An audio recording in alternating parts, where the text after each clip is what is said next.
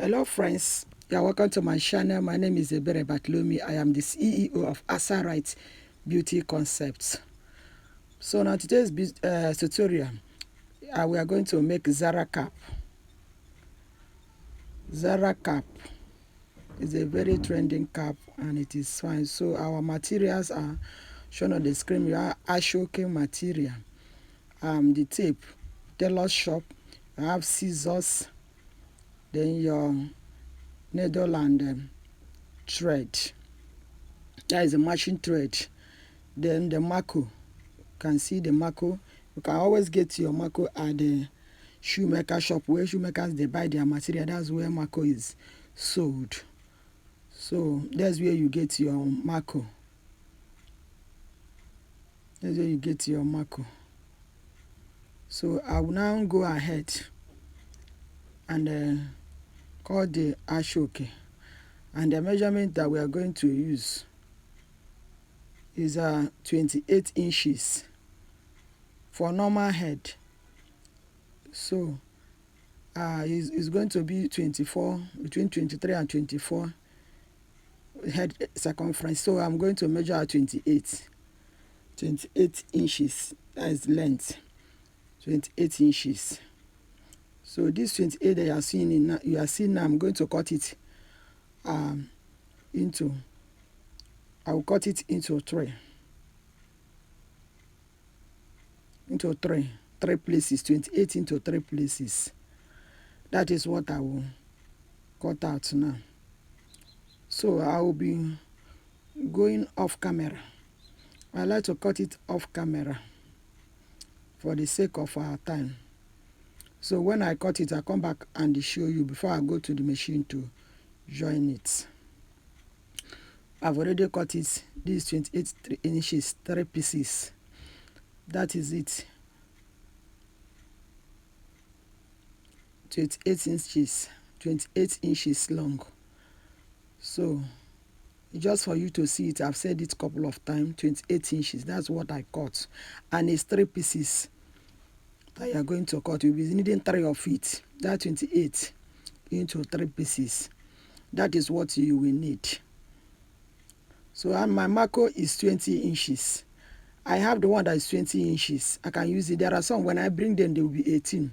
Some will be 19, depending on how the person that is cutting it. That is 20 inches by 4. Some will like to make 3, depending on the demand of your customer. Some will say, I don't want it high. Some will say, I want it high. So this one now is 20 inches by 4. So I will now go over to the machine and I will join the 3 lines of Ashoke. I will join them together. The way I lay it now, that's how I will run it on the machine. The way I lay it on that table, that is how I will run it. So I will now go to the machine and join the 3 together. I'll be back. So I've joined the 3 together. Look at it. It's a very simple thing. If you know how to sew, look at it. It's 3 there. I joined it together. 3 of it together. So at this junction now, what you need is this particular center one. We are going to be working on the 3 of them, but the one that will be visible on your Zara, the front of it, that is the one at the center. That is the one that will be visible. So by this time, you are going to fold your Ashoke in order to determine the center of that Ashoke. You fold it into 2. So if you fold it into 2, there will be a line. You don't need to notch it again. You don't need to use chalk. Ashoke normally create line by itself. So you know, by the time you fold it, that line will appear. So you will now make use of it as your center, at the center of that Ashoke. So look at it, it has appeared. Now you bring your Maco, notch the center. You can use your tailor shock to mark the center of your Maco. Then I will mark the center of that Maco. By the time I mark it, I will fix it into the center of the Ashoke. You can see it, and make sure the both center are the same. So I will now have to do it. Make sure you can see I didn't start from the beginning. I have like 3 inches. I have like 3 inches down. You understand? Then and I let the Maco to come over the joining, so that the die joining will not be appearing in the front of the Zara. So let the Maco be over the joining so that it will appear at the top of it. So by the time the Maco come over the joining, so I will now have the smooth face at the front of the Ashoke.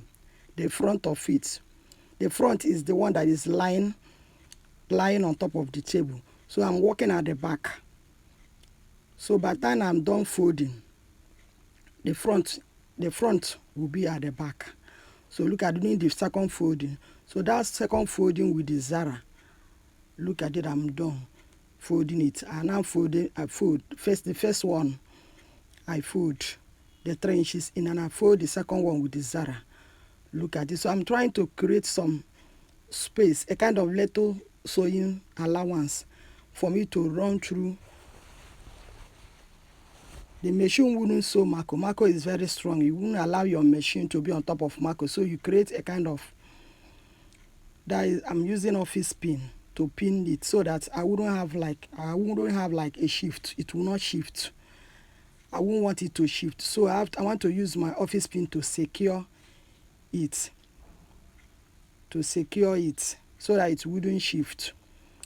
So after securing it, you can see I'm shifting it, like I'm shifting the Maco back, so that I will have like a small little sewing allowance where the machine will run through to secure the Maco.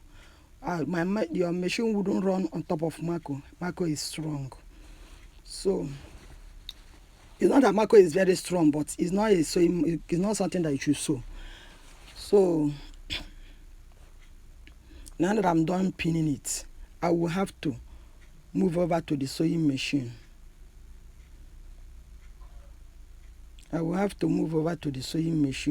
That place that you see now is the back. The right side, that is the front of it, is at the back. Is the back of it. Is the one that is on top of facing the table. That is the right. So when we are sewing, we are doing it in that place. I'm placing my hand on that, which is the rough side of it. So better bear it in mind. That place is the rough side of it. That's where we'll be doing all the sewing. So when we turn it, we're going to be turning over to the right face of it. So I'm still pressing it to bring out enough, to give me enough allowance. I will take it to the same machine to run it with sewing machine. So that is what I'm going to do now. So when I'm back, you can follow me to the sewing machine right now. Follow me to the sewing. So that is what I'm running. That's what I'm running with the machine. Holding my Maco, I'm sewing the places that I pin with pin. I'll be removing my pin now. I'll be running them down. I'll run it down with sewing machine. I run it down with sewing machine. That is the rough side of it that I'm sewing on. By the time I turn it, it will become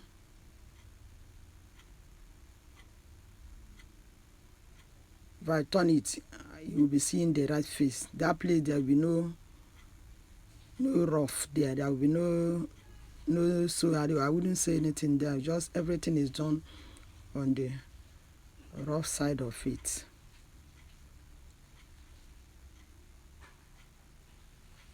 I'm finished running over it. So what I will do now is to fold it. If you know how to sew turban,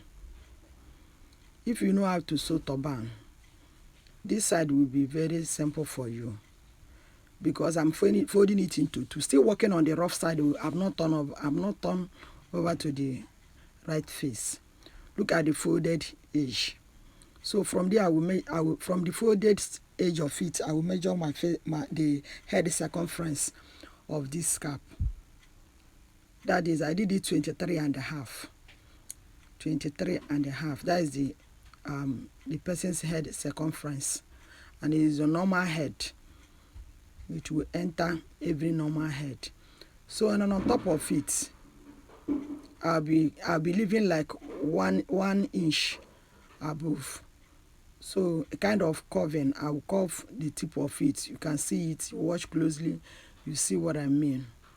So that curving is what you should try to create at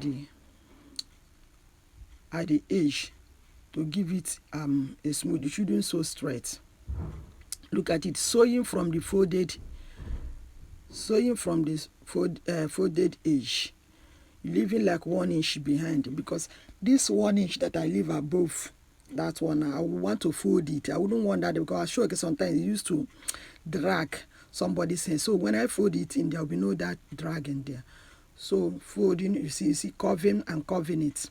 And curving it, I'm not just sewing straight. Just watch closely, you see me curving it. So that curving, I'm going to trim some things there so that it will be smooth when I'm folding. So you stop very close to the Maco. Don't sew. You run it down to the person's head circumference. That is, you run it down. This time around, you are running everything down because you are closing the entire head. Don't look at. Now I am folding it in. The sewing allowance that is remaining there, I would want to fold it in so that the sharp mouth of Ashoke wouldn't be dragging anybody's hair. That is what I'm doing. That's how I normally sew my own. I don't used to leave it like that. Some people may like to leave it that way, but to me, I don't leave it that way because I know that it used to drag people's head. Some people when it's dragging them, they wouldn't want that situation. So I want to fold everything in and to knitting it. So this is how I will fold everything down from top there to the down end. So when you get to that curving side, trim some of the material so that 10 o'clock p.m. you trim some of the material.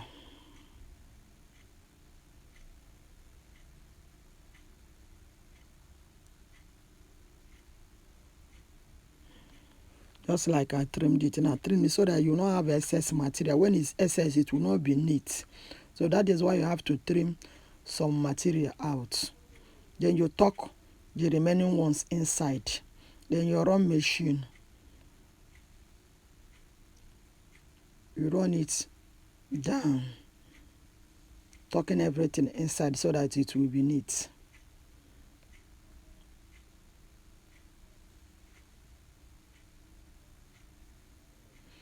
So I'm done sewing it.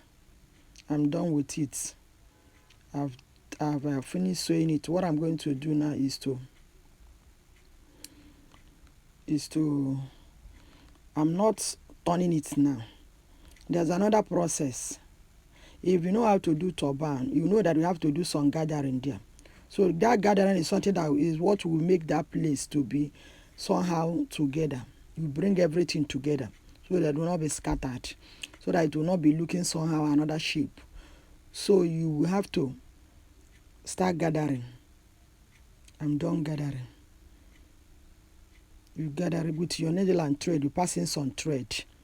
Then you gather. You should know how to gather. You make some gather stitches. You can see how it looks. Make some gather stitches from the folded material down to where the Maco stopped. Don't run it on top of the Maco so that it will not affect the back of the.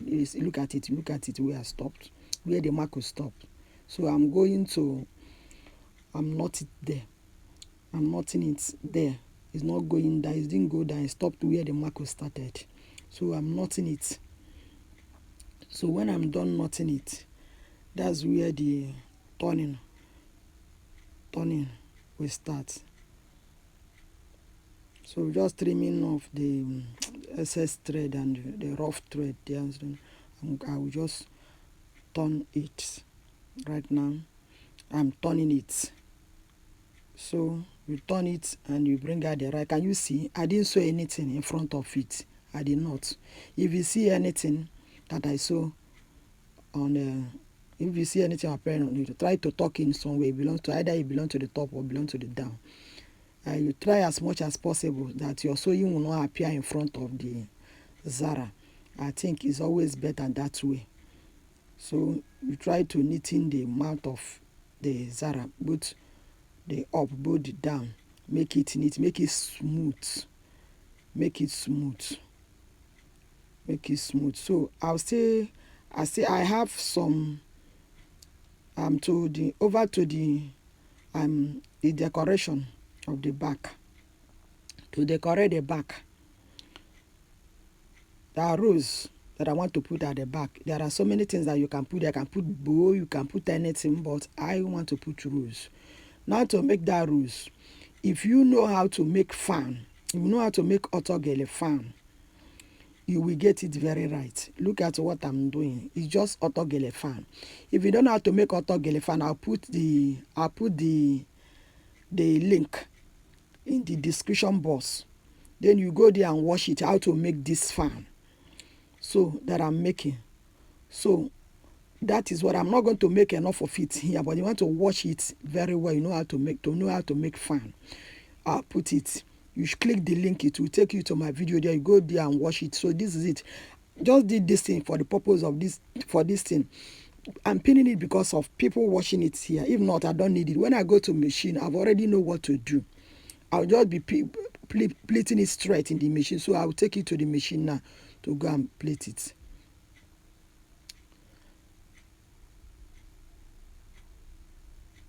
So the edges of the Ashoke, that reminds me, these Ashoke that I'm pleating now. It depends on the material you have. If you have it 60, if you have it 70, but the length that you have, it depends on the size of the rows that you want to make. This one that I'm pleating now, I have it. I think I have it 70 inches. Yes, I measured 70. I forgot to tell you people 70. So I have to fold the two edge of it, the two edges of that Ashoke. That's what I'm folding now. So if I finish folding it, I will start the fan. The fan right now, I'm not going to pin it. I will do it stretch sewing. I've told you if you want to learn how to make fan, you go to my YouTube channel, or rather I will put the link. You click the link, you know how to. That is where I put well detailed tutorial. I made a very well detailed tutorial on how to make fan. So you go there and learn it, because this one I'm not going to be saying much on it. You just watch me making fan, and that is it. I'm going to make the whole length of this material. I will make fan with it. And when I'm done making fan, I will just have to roll the rows and tack it. And that is what I will attach at the back of the Zara. So you've seen it. To make fan, you have to slant your material. You sew like 2 inches. You make another, you pleat another, you grab another pleat and pleat it. You sew like 2 inches. Cut out another pleat, so it is slanted. That's how you are going to sew the entire material. The material depends on what you have. If you have 50, you have 60, you have 70.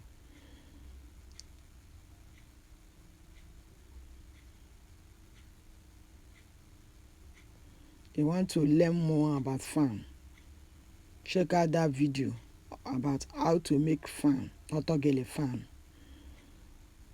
This is the same fan that we use for making otogele.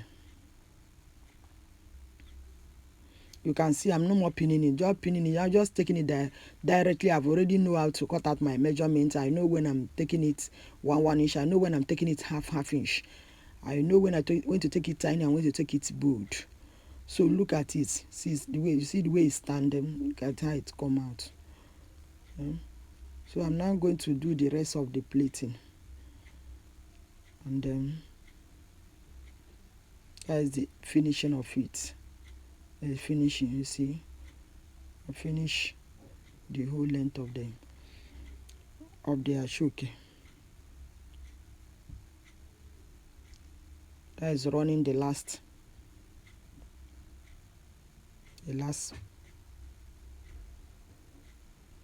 section of it.